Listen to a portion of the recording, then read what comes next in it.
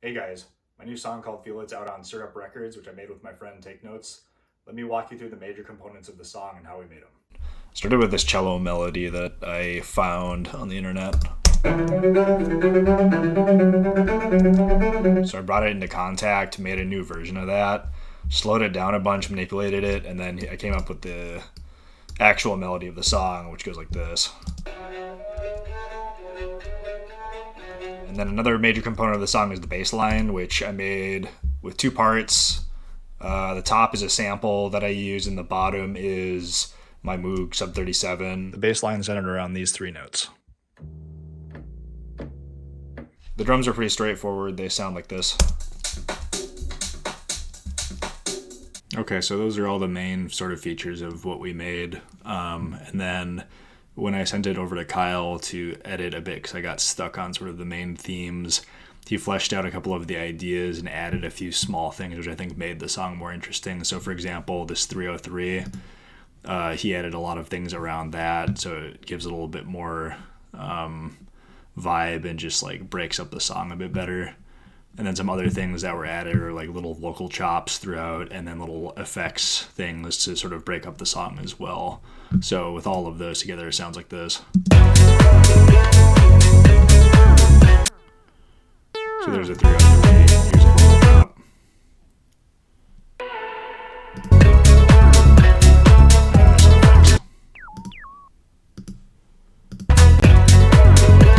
And then another thing for arrangement purposes, a lot of times when you have sort of a DJ track, the easiest way to go about doing that is just find a reference track. So I have a whole folder of those.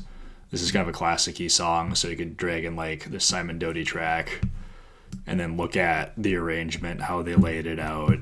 And effectively, like what we did for this is found a song similar to this and then found how to arrange it because we knew we wanted to send it to DJs and get played out.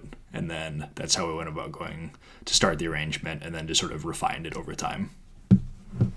Okay, and then the last part of this, which is the Beatport part and sort of the release part, there's a million ways to do this, and I have a lot of ideas, and I think everybody has their own approach to this, but I think for this particular track, why it was successful was because both Kyle and I had just started our social medias. We'd been traveling quite a bit. We played shows in Ibiza. We went to ADE.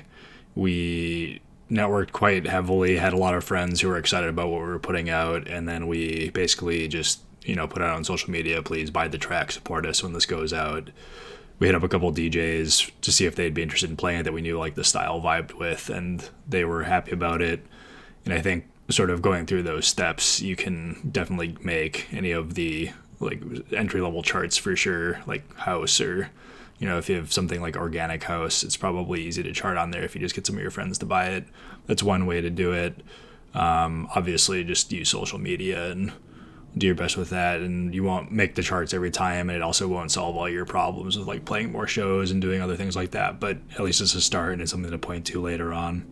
So hopefully that helps. Feel free to hit me up with any questions.